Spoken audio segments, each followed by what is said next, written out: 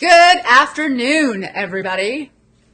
It is I, Dawn Z. Manafusco, and today's topic is how do you know you were born to write? So we're going to talk about that as soon as I do the little thing that I have to do, which is make sure I'm on all channels. I got to figure out an easier way to do this, but usually I have to share it from my business channel to my personal channel to make it easy for everybody. So it's coming up. Where is it? Seriously, where is it? I hope everyone's having a great day out there. Next week we have the awesome 4th of July on a Wednesday. That'll be fun. Let's see. Share on my timeline. And how do you know you were born to write? Or how to tell.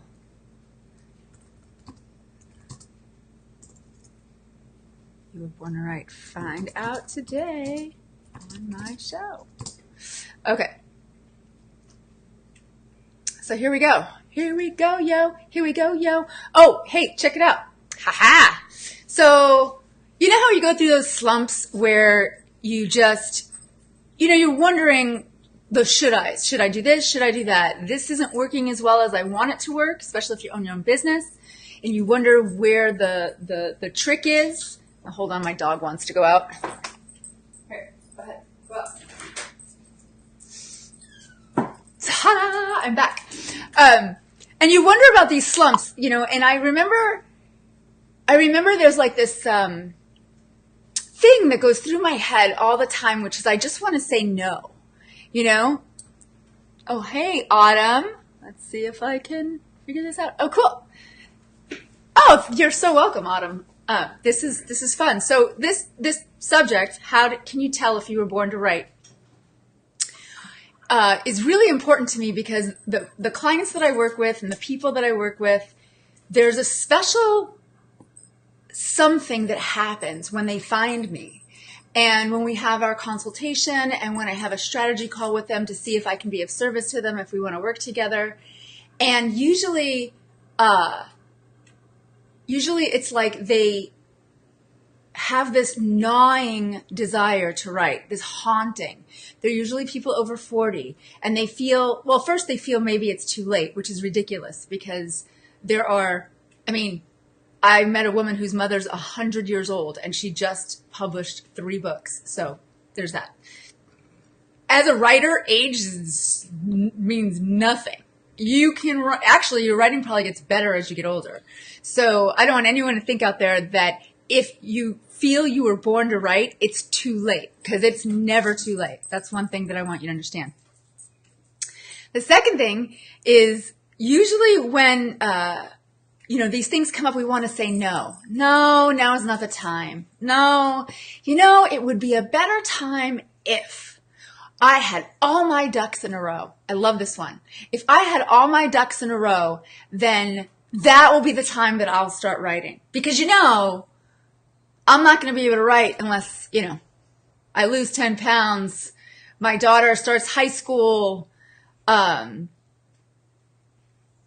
I finish a couple of projects at work. I get a new job. I quit my job. There's all these things, no, not yet. No, not yet. And here's what I did for myself, because every now and again I would hear that little voice. And you can tell the difference. Here's what's great. You can tell the difference between what I would call a conscious no, because you're saying yes to something else. So you might say, no, I'm not going to be able to make it to the 4 birthday parties. John, you're so cute. I love John. John and I had lunch last week and it was amazing. No, I won't lose 10 pounds. That's not, I'm not doing that anytime soon. But people will say that. They'll say 5 pounds, 3 pounds. I need to get in better shape, whatever that is.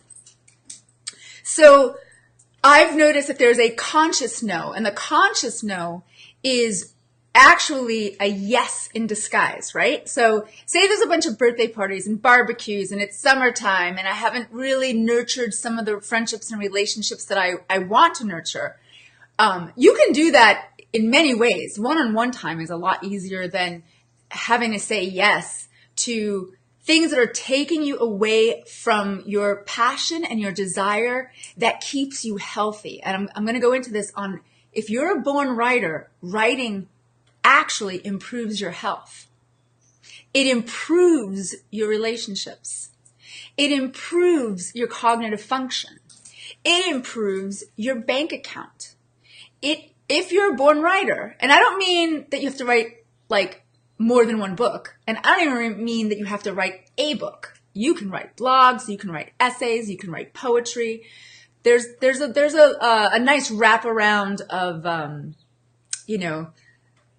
array, a potpourri, if you will, of different genres that you can write. But you know that if you're saying yes to these things, it hurts, it just like, it hurts your soul a little. You feel overwhelmed. You feel like, oh God, I got to go do this. I got to do that. I got to do this. So saying no to certain things is actually saying yes to the big things, the things that really matter. Then there's that scary part, right? You're going to say yes to something. Someone says, hey, do you want to co-author a book with me? You want to say yes so bad, but you're scared, right? We just get scared. Or you should do a webinar. I'm doing a webinar next week. You'll hear all about that later. And I'm like, a webinar, which truly is not that difficult for a teacher or a public speaker or whatever, but it's another technology and it's another thing. You're like, but I know that should be a yes. Oh gosh, it could be anything. Like I have friends that are moving to Europe, and I've never been to Europe, believe it or not. I've been all over the United States, Mexico, Canada, Hawaii, Jamaica, but I've never been to Europe. So I was like, committing to say I'm going to go to meet them in Europe in the fall. Like, of course that's a yes. That's not taking away from my life. That's, as a writer, especially, traveling adds to our lives. So, okay, here's what I did. Drum roll. It's not even a drum roll. I bought a hat that just says yes. And what am I saying yes to? I'm saying yes to what moves my life forward in the passion and in the purpose that I've been born to have. We all have a soul's calling, a soul's greatness. And if we tap into our soul's greatness and we say yes to what moves our soul's greatness forward, all kinds of magic happens. But we get so stuck in the minutia. We get stuck in so many, like, no, now's not the best time. Here, I'll do it this way. No, I'll do that soon. I'll write soon. No, I know. I have to really understand what I'm writing about first before I sit down and write. That's right. John says it's a burning desire. But when you don't follow the burning desire, and I've been there. Oh, I've been there for a few years. I was there. Slowly, I swear, I just felt my soul withering up and dying in so many ways. And as soon as I went through some heavy shit. Like some of you out there know what I went through. People were dying. I was depressed. I was thrown under the bus. I thought like life was a sham. There was no way I was going to be able to do the things I loved and actually make a living. It was all kinds of disillusion and defeat and breakup and heartache. And you know what that means? That's what life is all about. So, however, as a writer, I think in some ways you're a little more sensitive to that. So I was obviously saying no. All of a sudden, I went from yes, probably, in my 30s. I was yesing all over the place, doing big things, getting published, being on stage, doing spoken word, winning prizes. And then out of the blue, as if I really didn't even notice it, 6 months went by, a year went by, 2 years went by, and I wasn't writing. Oh, look, let's do it this way. Write, create, inspire. And my burning desire was still there. And there ain't nothing worse of cognitive dissonance, they call it. There's nothing worse than that clash in the mind when one part of you has this burning desire to do something and the other part of you is literally keeping you stalled. So before we go any further, I'm going to give you I have some screenshots here of some notes that I took so you can see where you fit in this scenario of whether or not you were a born writer or you are a born writer. So let's see. You know me, I'm a little bit still challenged on all of this beautiful technology. Okay, so we're going to share my screen. Hold on. Let's see. Source, share screen. Okay. So I'm just going to go old-fashioned on you, and instead of having I guess I could do the whole screen. Is that possible? Oh my God, I'm so confused. Ha! Okay. Dun, dun, dun, dun. I will move this up. Okay, so number one, here's an idea.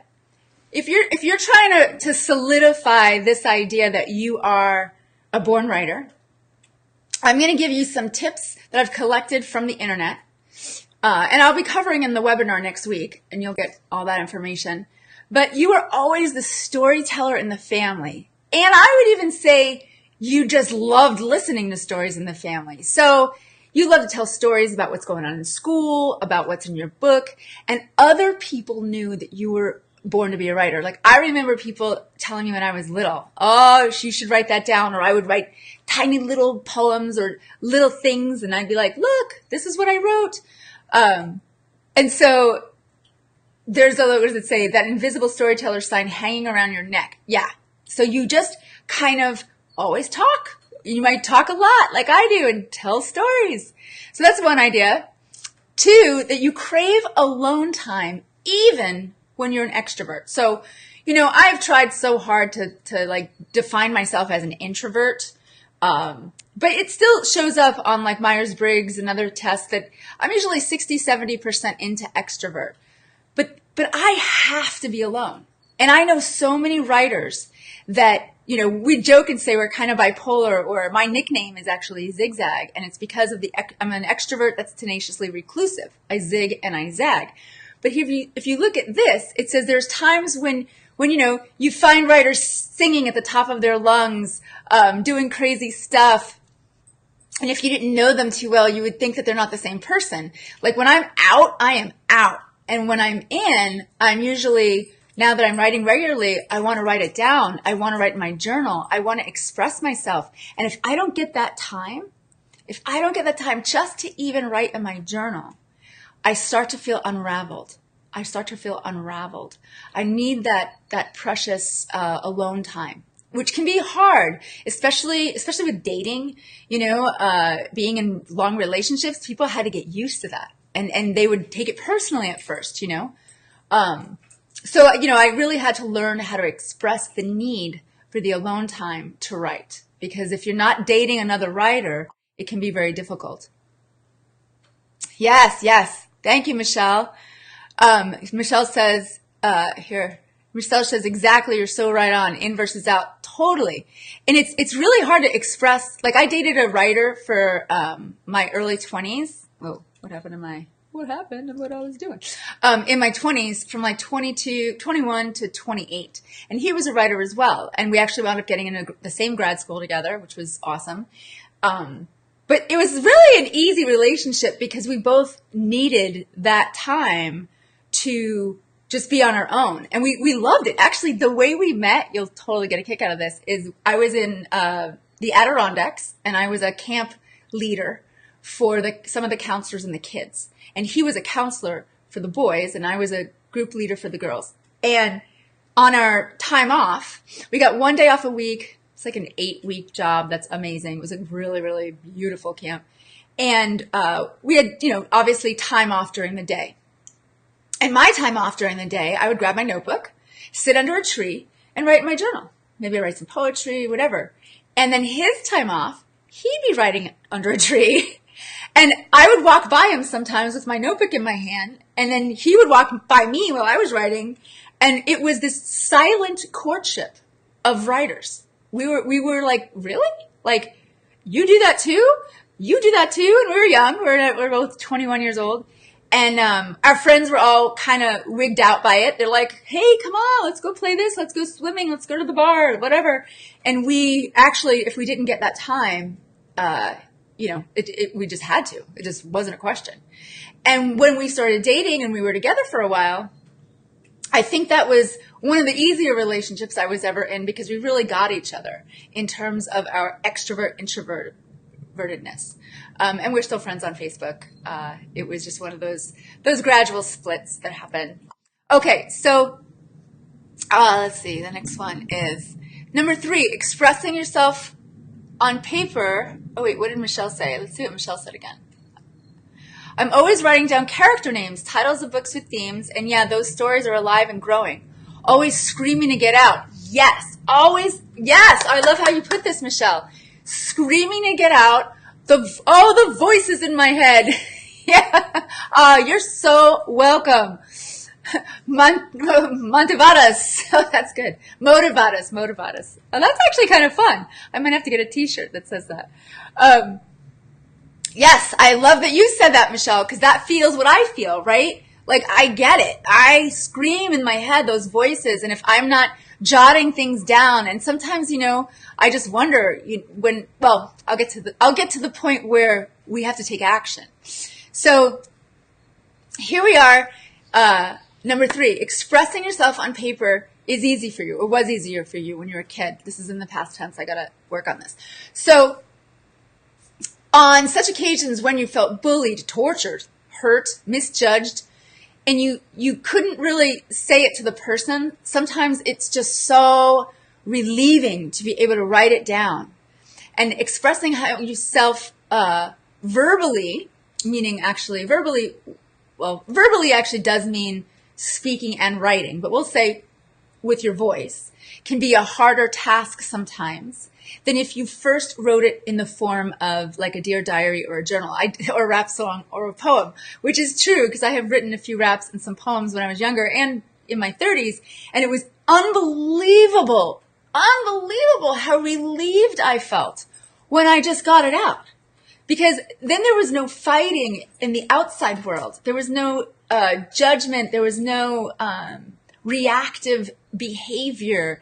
There was this consciousness of behavior because I actually even liked it, right? As writers, sometimes, this is terrible, but it's just what writers do. Sometimes I'm like, excuse me, a little heartbroken. Somebody hurts my feelings, say something doesn't go my way, or someone's judging me, or someone says something pretty fucked up to me. Like, there's a moment where I'm almost like, I wonder how I can write that down, like, I need to sit down and write about that.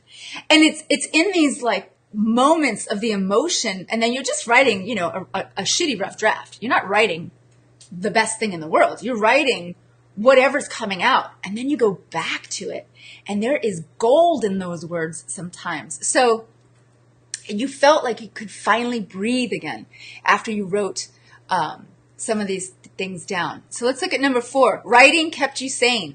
Writing keeps me sane. You're a born writer when the only thing that really, like I just said, helped you overcome heartaches, breakdown, and pain was to write it down. You literally endured all, but never became mediocre or complacent. You felt the pain of unfulfilled wishes, rejections, and lost love, but never complained. I would say that's not true. I cut and pasted that never complained part, but I would say I don't really complain. I process, but I do have to say I sort of, and I hate to say this too, because I hope like the non-writers that are listening may not get this, but the artists will get this. I mean, I hope everybody gets this, but being sensitive is a good thing, right? I now think I work best with sensitive writers. I'm technically a highly sensitive person, an HSP. And that's a technical term for people who just are very empathic. Their nervous systems are very overwhelmed sometimes. My amygdala goes nuts, and I can explain that in another episode of Write With Me. But these unfulfilled wishes, the rejections, and the pain, it's sort of like the shadows in a painting, right? You get more depth with the shadows. The picture gets more clearer and more seductive, more compelling. Life becomes more provocative. It just becomes more beautiful when you embrace these intricacies of darkness, you know? Yay, Janice. Oh, let's see what Janice has to say. I love Janice. Hi, Janice. Growing up, I used to write poetry to express how I felt about the world around me. Great therapy then. Need to learn to do that again. Keep watching, Janice. I'm going to start offering shorter programs that will private programs for people to do that. That's actually on my list of business goals, and so that'll be super, super fun. Let's see, and then we have Josie. Yep, 3 and 4. She's very succinct. I love it. Expressing yourself on paper was easier for you, and writing keeps you sane. Number 5, you are always a people watcher. Now, this is wild because, I mean, I used to just tell people, I grew up in New York City. I grew up in the Bronx, near the South Bronx and like borderline North Bronx. Pretty intense in the 80s. Totally not like New York is now. Let's just say it was a war zone for real. But I'd get on the subway and I'd hop down to Manhattan and I'd go to the Village, Bleecker Street. And there was all these coffee shops. And one of my favorite things to do, and I remember just loving it so much, look at this, is I would go to the coffee shop and I would just sit there. And I would just sit back for a minute. And I would just start watching people. And I still do it to this day. And I don't go to the coffee shop that's closest to my home because I live a little bit outside of Portland right now. And it's kind of empty. Like I will drive out of my way to go to like a downtown area to sit somewhere where there's definitely different characters to look at and different people to look at. And sometimes I just start telling myself stories about them. You know, my eyes, it says here, your eyes never stop wandering or stay stuck in one place. You love watching people and observing every move. You might even been called a peep. I have, for staring at something for too long. I mean, I really just love the details of life. It drives me bonkers that people don't. Like some people are like, cut to the chase. Give me the general one sentence. I'm like, okay, hold on. I have to like create a one sentence in my head for something that I'm trying to describe. But I really love that writers see these details. It's a beautiful calling you have. If you're a writer, like I really, really hope, I'm encouraging you that you will never live your life fulfilled. You will never feel or experience the true beauty and fulfillment of life if you don't follow your soul's greatness to write. And again, it doesn't mean you have to be a career writer and work at a company and do all that other stuff. Honestly, I would even say don't do that. I would say write for yourself. Write what you want to write. There are so many avenues for you to get published and to be seen and to be written and to be heard. And you will inspire literally thousands, hundreds at the minimum, thousands and thousands and thousands and even millions at the maximum. So just remember all these little tips. If it describes you, just sit down and write. Okay, so we'll get there. You love solitary travels. Number 6. So number 6 is a trip because my friends make fun of me because I went to Mexico with a bunch of girlfriends and I had to sit them down and give them a little speech that said, okay, guys, I'm going to need to take off for a day. And they were like, you're going to take off for a day? Where are you going? Like we were in Sayulita, Mexico, actually. And it's a small, beautiful Mexican beach town. Highly recommend it. It's inexpensive. It's wonderful. You don't need a car at all. You can walk all around town, walk around the beach, have the best time of your life. Easy, inexpensive, and the people are phenomenal. Great human beings on Sayulita. And I was like, no, I just got to go. And, you know, one of my very dearest best friend and soulmate for life, I swear, she gets it. She gets me so much. I need like 6 or 7 hours at least for, maybe every 4 or 5 days. I need like a good chunk of time to just wander and travel alone.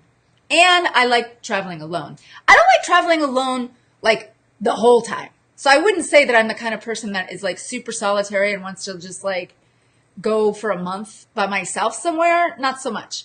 But I like going places with people or meeting up with people. Like in Hawaii, I met up with a bunch of people. We spent like 4 or 5 days together. And then the last 6 days I spent by myself. And it's just something that I do. Like, I just like to travel alone sometimes and get away from the person that I'm with so that I can really absorb what's going on and write about it, you know? And it's almost not even like a conscious choice. It's like a deep need, you know? So that's something that's a hint that you're a born writer. You're always a daydreamer. Come on, guys. We know this. All right. I don't even think I need to go too deep into the you were always a daydreamer part because, you know, I think in what sucks is we're sort of taught that daydreaming is like procrastination. You know, we're taught that daydreaming is like ineffective. It's not progress. It's not productive. It's not active. You know, I think it's really shitty that at least in America, we live in a culture that absolutely pretty much doesn't get artists and writers. And I should really just say artists because writers are artists as well. But for some reason, we always say artists and writers just to delineate between paint and word. Daydreaming is, I mean, you have to do it. I'm like so freaked out right now because so many images just came into my head about how many times I've daydreamed and how my father was a writer. And you love this. So my dad was a writer on his own, like he's a banker and a writer. And he would just sit in his bedroom sometimes and stare out the window. He would just stare out the city window in the Bronx. It's like, and there wasn't even anything to look at. It was like a bunch of big, tall buildings, not like city buildings, but like apartment buildings. And like a clothesline, like, because it was the 80s and the 70s. There was like a clothesline where people in the Bronx used to like put out their clothes. There was like a little rooftop garden. I mean, it wasn't a lot to stare at. And my dad would sit there. He'd sit there with his whiskey. And he'd sit there with his cigarette. And he would just, you know, just sit there. Or his coffee. And my mother would go crazy. Hold on, I'm going to unshare this just to share this whole like visual story with you. So my mother would go crazy about his daydreaming. And I remember she'd like walk by the bedroom and she'd be like, "Frank, what are you doing? Why are you staring out the window? Like, what is going on? What's the matter?" As if there's something the matter, right? And she's like, and he'd be like, "Suzanne, I need this time. I just need to stare." It's so funny. And she'd say, "Ah," and she'd walk away. And I was like in my room, sort of, I mean, I knew what my dad was doing because I inherited that part. And so it was hilarious because then I would hear her footsteps coming out of the kitchen. I'm like, oh my God, my mom is going to go, you know, bug my father again. And she doesn't get it, you know. She's like, "Frank!" She's like, "What are you doing?" You got to realize this is a Polish American family, so there's a lot of very big personalities. You know, no one's angry. It's just crazy. And he'd be like, "Suzanne, I need you to leave me alone. I am staring." That was his answer.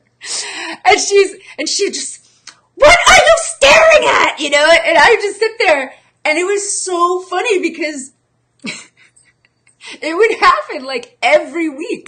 This wasn't like a one-time deal. And after a while, I mean, I literally just would giggle because I would hear the footsteps and I knew it was coming. And I knew that, and my dad, it was like it happened for the first time every time, you know.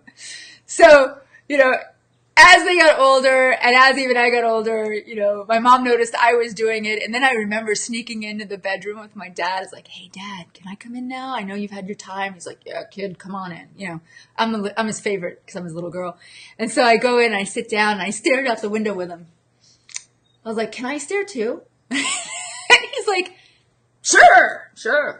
And it's when you can smoke indoors, you know, you can be like, "You know, I'm not really staring at anything in particular." And then he would tell stories. "Yeah, but this one guy, he walks by I don't know, every hour, hour and a half. And he would just make up a story about this guy. He was trying to figure it out. And then the guy would appear and he's like, let's just watch him for a second, you know? So, and as I got older and met other writers and went to grad school and talked to people, I got to say that whole like daydreaming and staring, it occurred to me how healthy it was for artists and writers. It occurred to me how if someone bothered me, like luckily I didn't have my mother bugging me about staring or daydreaming. I think maybe, it's happened here and there, but like, I just think it's wild that we're almost shamed for it. Like we're shamed for just like being artists, for staring, for daydreaming. How the hell did it get to a point where we're like criticized as humans for daydreaming, for sitting still and just allowing, Now, granted, if, it's taken you so far away from your goals and, you're so addicted to just daydreaming and staring, all right, we'll figure it out. We can figure that out. But I just want you to understand how important it is to take those moments and to respect yourself as a writer and an artist and know that you were born for this. Let's see. Janice, I'm sure you could teach. Let's see. We'll talk about that anytime. Email me. Let's talk about it. Let's see what Michelle says here. God, I love that. Slinging the backpack on and just going. No plan, no destination, just a fun journey meeting life along the way. You're hitting all the marks. Oh, you're so sweet. You've nailed a writer's character on the head. It's been, I just read a lot of things and I asked a lot of questions and I gotta own it, right? It's a part of my life, I think, where I gotta own it. I gotta own who I am. And now that I have, and now that I'm working with people, like some of my clients who are just unbelievable, it's just unbelievable to see people who really thought that writing was like some fake idea, some weird lost dream, something that like, oh, you did as a kid or other people do now. And when you start to slowly put that back into your life, shit happens all over the place. Like I think, and it's the same for anyone whose soul's greatness, whose soul's calling is something else, right? We're all different. I mean, we're all the same in many ways. We're all different. And if you deny the writer in you, I'm telling you, you're denying one of the biggest, most beautiful parts of life. All right, let's keep going. We're almost there. Okay, number 8, you fell in love easily and still do. Hello. Oh, you can't see that. That's funny. Hold on, let me show you this. Let me share camera, share. Okay. You fell in love easily and still do. So you fall head over heels. It kind of hurts, Maybe you fall in love with I used to joke and say I fall in love with the bus driver, just because. Or I fall in love with the lady, the cashier, or I fall in love with the sun, or I fall in love with that one particular flower. And I kind of mean it. Like I can feel that like warmth inside of me. It's almost hard. It's like I stumble over myself and fall in love. And granted, I've definitely done it with the men in my life. And, sometimes it works, sometimes it doesn't, but I don't regret any of it. I just don't regret any of it. And another thing is you love it when someone compliments your writing. So you fall in love with the people that love your writing and it just lights you up. And it's not an ego thing. I want to be very, very clear here. Yes, everybody loves to be complicated. No, that's not true. Everybody loves to be complimented. I think, in general. Some people have a block with that. Some people don't like it. But we love to be seen. We love to be appreciated.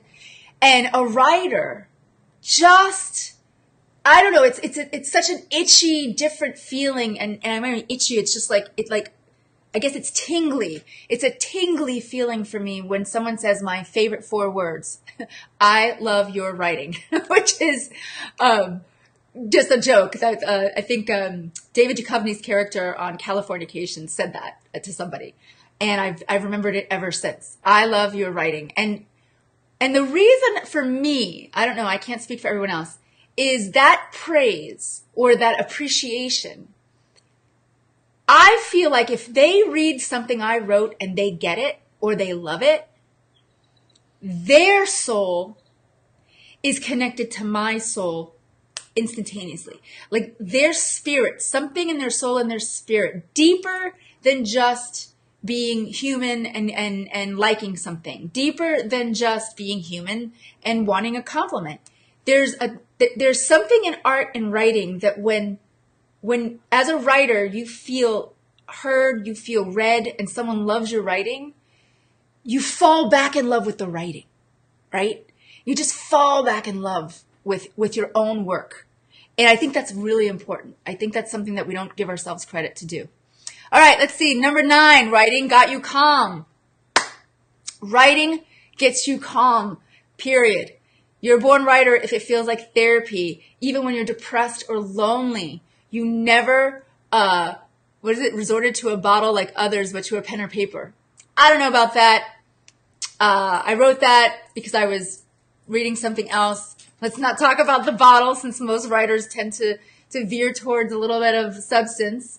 I definitely have done my share of drinking in my time.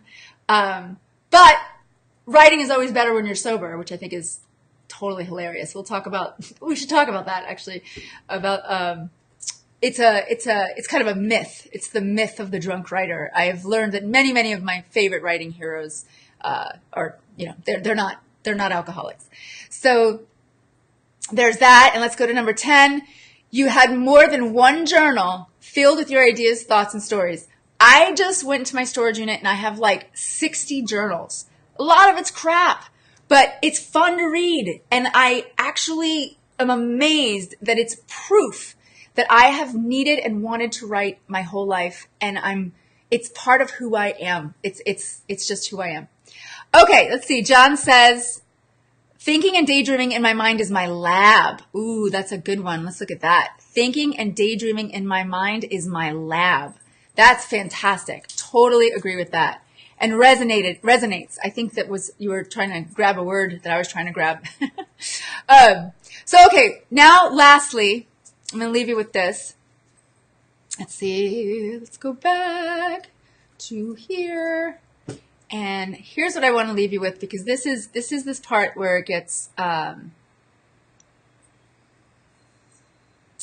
here is the part where, okay, I think you can, you can. Here's what I want to just go over. This is fast, but this is important. Here's what happens when you're not writing. And here's the problem. And here's what I want you to know. And I want you to reach out today to anyone who you know that should be writing, who you know that is a writer and is feeling a little depressed, someone who you know maybe journals, just loves journaling, and they need just a little push today to embrace the writer within them. Because born writers ache terribly when they're not actively writing. Okay? I'm going to read this. You feel dull and never fully alive. You're prone to snapping at your loved ones, prone to bad moods, and you snarl at friends and family who ask you about your writing. People will feel better. If you care about someone and they're a writer, have them write. Tell them to go back and write. Buy them a notebook. Send them this video. Send them something to inspire them. Because what I have seen in my clients' lives and how their lives have changed because they embraced the writer within, it is so vast. Like I said, marriages have healed, relationships got better, people found their partner of their dreams, they got more money, more clients, they felt better, they lost weight, they started exercising, they started traveling, and it was just remarkable to watch how consistent it is amongst my clients. That this is integral for you to live a happy, fulfilled life. Born writers, number 2, are prone to staring into space. We talked about that. Born writers who aren't writing often feel fatigued and lonely. I want you to see that real clear. Born writers who aren't writing often feel fatigued and lonely. So over time, this gap between wanting to write and not actually living into your purpose gets worse and worse and worse. Writing envy morphs into numbness or despair, and haunting book ideas swirl in your mind, and writing suddenly becomes something other people do. Okay, that's not okay. All right? It is not okay to live a life that is not fulfilled. And it doesn't mean that you have to make $1 million and have a Mercedes and a big giant house and like the perfect mate and the perfect body. None of that is what I'm talking about. All of that is awesome. And it might even come if you start writing again. You never know. But a fulfilled life, and I mean like, when you can walk around and say in general, I've had a really good day. When you can do that, you know that something is working in your life. And if you're a born writer and you're not writing, odds are you're feeling a little bit empty inside. And I'm telling you, over time, that will wear you down. And it's okay if that's where you're at. You can change it at any moment. Pen and paper, you can type into your phone. So I want you to know, if you're a born writer, you got to write. Let's see. John says, I sense the ideas you present are especially true for writers of fiction and poetry. I write nonfiction, and writing gives me relief by getting the monkey off my back. Actually, that's not true, John. The ideas I'm presenting are very specifically for true story and poetry. And poetry, I feel, it can be both. Poetry, you can write a fictionalized poem, but most people usually write poetry based on observations that they've seen, things they've heard, things they've felt. So, I call it creative nonfiction. So the majority of the people I work with true stories, memoirs, creative nonfiction, and I help them understand what that means, where you get a little bit of wiggle room to use your imagination, and poetry. So fiction is absolutely included in this. There is no doubt that fiction is included in this. But my niche, my goal, my wish is that people who are really dying to tell a true story, tell a story that happened to them, or even sort of like make it creative nonfiction or poetry, will get it out. So yeah, maybe I'll do maybe I'll take some suggestions on what you would like me to do on Write With Me next, because I could talk about creative nonfiction and what that is. All right, everybody. It's 1:15. We're over the 1 o'clock mark. I hope you don't mind that today was a little longer. Here's the prompt for today. That's not the prompt for today. The prompt for today is easy. So here's the other thing. You don't have to do a lot all at once. That's the key.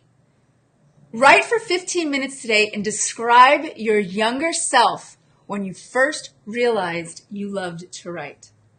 I have an actual little story that I tell in the first chapter of my book, which is actually almost done, about one of my very first memories of writing. And so, it was, I'll have to write it and I'll read it to you next week. How about that? It's only a couple of paragraphs. I'll read it to you next week. And join me next week, 12:30 Pacific Standard Time. And I cannot wait to hear from you. Here's what I would love. Please, in the comments, if you have a moment, write to me on any subject you would like me to cover on Write With Me. And that could be form, voice, tone. It could be, again, more about writing blocks, specific resistance. It could be more about the hero's journey in writing. It could be about screenplay writing. I mean, I'm happy to do some research. I'm happy to talk to some of my mentors to make sure I give you the best information you can get. And in doing so, I learn every day. So please pass this along. Have a fantastic day. And let's see. All right, well, have a happy 4th of July if you're in America. That'll be fun. And I don't know. That's it. I love you. I love you all. And thank you for being here. Remember to say yes to the big stuff, to the stuff that moves you forward into your goals. Yes to life. Okay? Bye-bye.